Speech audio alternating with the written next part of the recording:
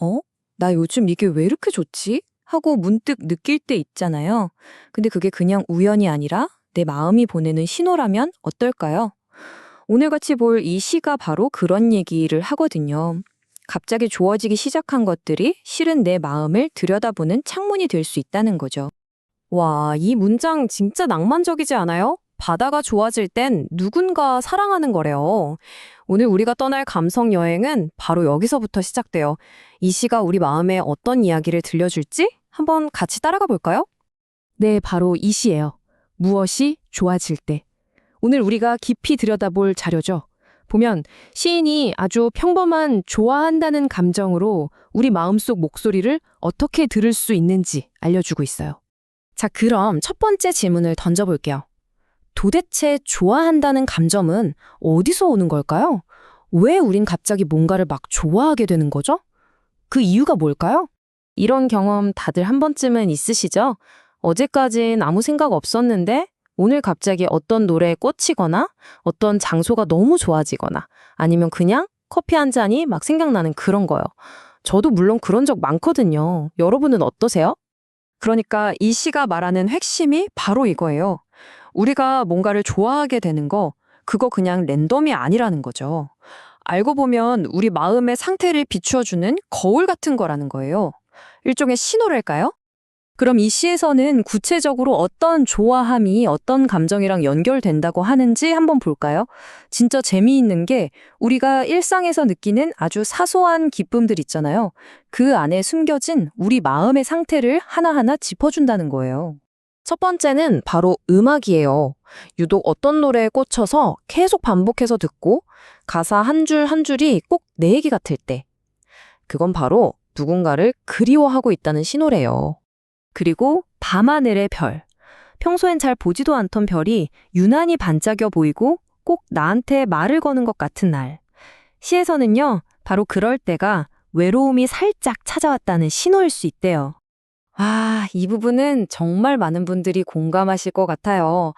갑자기 엄마 목소리가 너무 듣고 싶고 엄마가 해준 집밥이 막 그리워질 때 있잖아요. 시에서는 바로 그 마음이 우리가 사는 게 좀 힘들다는, 지쳤다는 증거라고 하네요. 이건 좀 재밌어요. 진한 커피가 갑자기 좋아질 때, 그 씁쓸한 맛에 정신이 번쩍 드는 그 느낌에 빠져들 때 말이에요. 그건 지금보다 더 나은 무언가가 되고 싶다는 내 안의 열망이 꿈틀거리는 순간이래요. 그리고 마지막, 친구. 문득 친구 얼굴이 보고 싶고 막 전화해서 수다 떨고 싶어질 때. 그건 정말 솔직한 신호죠. 나 지금 누구랑 얘기하고 싶어. 바로 이 뜻인 거예요. 결국 보세요. 이 모든 좋아함들이 그냥 취향이 아니었던 거죠. 우리 마음속을 들여다볼 수 있는 아주 소중한 단서들이었던 거예요. 내 마음이 지금 어떤지, 뭘 원하는지 알려주는 작은 신호등 같은 거죠. 자, 그럼 이제 제일 중요한 파트로 넘어가 볼게요. 그럼 이 시가 주는 지혜를 우리 삶에 어떻게 써먹을 수 있을까요? 어떻게 하면 내 마음이 하는 얘기를 좀 더 잘 들을 수 있을까요? 이 시의 해설을 보니까 철학자 프랜시스 베이컨의 말이 나오더라고요. 독서는 완전한 인간을 만든다. 이게 무슨 말이냐면 책을 읽는 게 우리 내면을 꽉 채워준다는 거예요. 그리고 그렇게 속이 꽉 찬 사람이 되어야 비로소 자기 자신을 더 깊이 이해할 수 있게 된다는 거죠. 베이컨은 독서 말고도 이런 얘기도 했어요. 여행은 시야를 넓혀주고 대화는 우리를 더 단단하게 준비시켜 준다고요. 결국 이런 활동들이 전부 나 자신을 알아가는 과정이랑 연결되어 있다는 말이에요. 그래서 우리가 해볼 수 있는 건 아주 간단해요. 딱 두 단계. 첫째, 요즘 내가 새롭게 좋아하기 시작한 게 뭔지 그냥 가만히 지켜보는 거예요. 그리고 둘째, 이 느낌은 내 마음이 어떤 소리일까?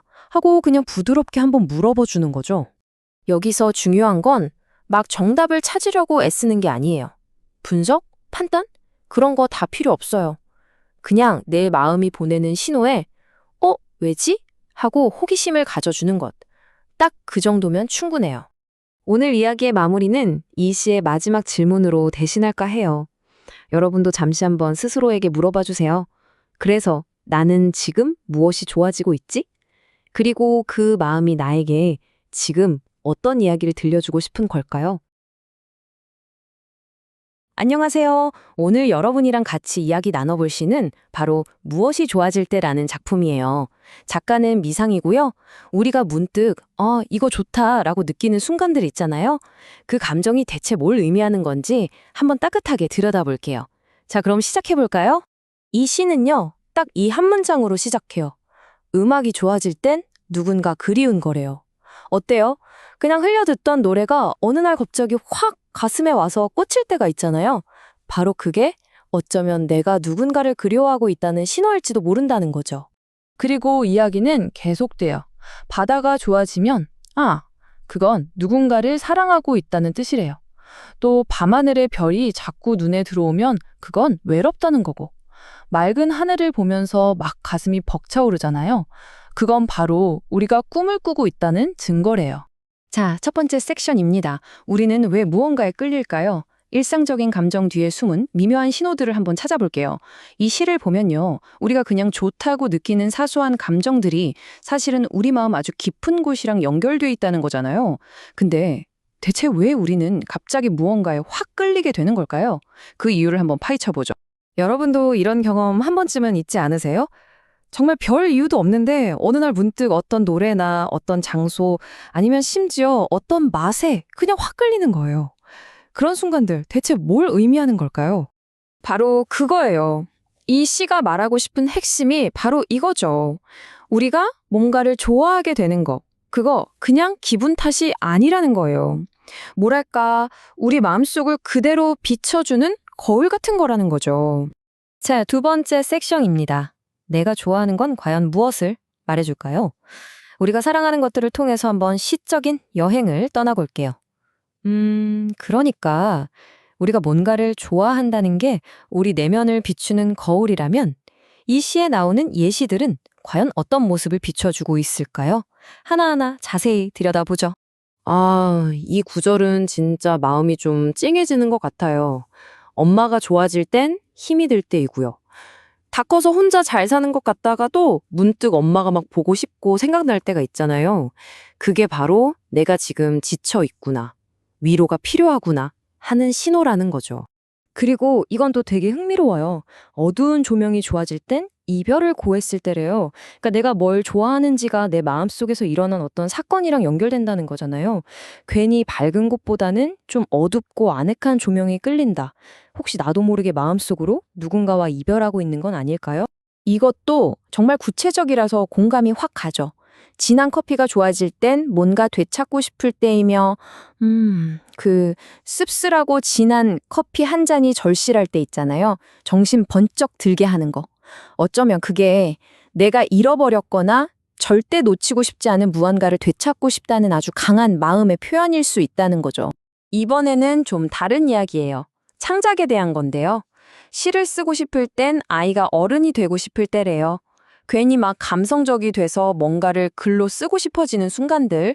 그게 바로 아이에서 어른으로 넘어가는, 그러니까 내면이 한 뼘 더 성장하고 있다는 증거라고 이 시는 말해주네요. 자, 그리고 이건 관계에 대한 이야기예요. 친구가 좋아질 땐 대화의 상대가 필요한 거고요. 문득 특정 친구가 막 생각나고 걔 보고 싶다 이런 마음이 들 때요. 그건 그냥 얼굴 보고 싶은 걸 넘어서 정말 속 깊은 진솔한 대화가 너무너무 하고 싶다는 그런 마음의 소리라는 거죠. 결국 이 모든 예시들이 말하는 건 딱 하나예요. 지금 내가 뭘 좋아하고 있는지 한번 가만히 들여다보라는 거죠. 바로 그 안에 다른 누구도 아닌 나 자신의 진짜 이야기가 숨어 있다는 거예요. 자, 이제 마지막 세 번째 섹션입니다. 좋아한다는 감정이 우리를 어떻게 변화시킬까요? 단순한 취향에서 더 진솔한 나로 가는 길에 대해 이야기해 볼게요. 지금까지는 좋아한다는 감정에 어떤 의미가 숨어 있는지를 봤잖아요. 그럼 이제 그걸 아는 게 어떻게 우리를 더 좋은 방향으로 이끌어줄 수 있을까요? 그 방법을 한번 알아볼게요. 이 시와 함께 실린 글에 정말 중요한 힌트가 나와요. 좀 더 진솔한 삶을 살기 위해서는 자기가 뭘 좋아하는지 알아야 한다. 바로 이거죠. 내가 뭘 좋아하는지 아는 것. 그게 바로 가짜가 아닌 진짜 나로 살아가는 첫걸음이라는 거예요. 근데 놀라운 건요, 이런 생각이 사실 완전 새로운 게 아니라는 거예요. 무려 500년도 더 된 지혜라는 거죠. 되게 현대적인 감성의 시라고 생각했는데 이게 사실은 수백 년 전 철학자의 지혜랑 딱 연결된다니 정말 신기하지 않아요? 그 주인공은 바로 영국의 철학자 프랜시스 베이컨입니다. 이 사람이 무려 500년도 더 전에 이런 말을 했대요. 우리 인생이라는 여행을 정말 진솔하게 제대로 하려면 자기가 뭘 좋아하고 뭘 싫어하는지부터 알아야 한다고요. 어때요? 오늘 우리가 본 시의 메시지랑 정말 똑같죠? 그래서 이 지혜를 아주 간단하게 3단계로 정리해 볼 수 있을 것 같아요. 첫 번째, 내가 지금 뭘 좋아하는지, 뭐에 끌리는지 알아차리는 거예요.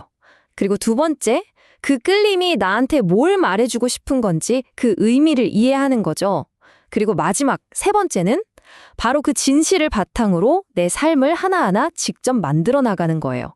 자, 이제 이 시 전문을 다시 한번 쭉 보실까요? 아마 처음 읽었을 때랑은 느낌이 많이 다를 거예요. 이제 이 시는 그냥 예쁜 글이 아니라 복잡한 우리 마음속을 들여다볼 수 있게 도와주는 뭐랄까 따뜻한 지도 한 장처럼 느껴지지 않으세요? 이제 이 질문을 마지막으로 여러분께 드리고 싶네요. 이 시의 마지막 문장이기도 한데요. 한번 곰곰이 생각해 보세요. 그래서 지금 당신은 무엇이 좋아지고 있나요? 내가 뭘 좋아하는지 아는 것. 어쩌면 이게 바로 나 자신을 이해하고 또 사랑하게 되는 가장 따뜻한 방법일지도 모르겠어요. 오늘 함께한 이 시간이 여러분이 스스로의 마음을 한번 들여다보는 그런 작은 계기가 되었으면 좋겠습니다.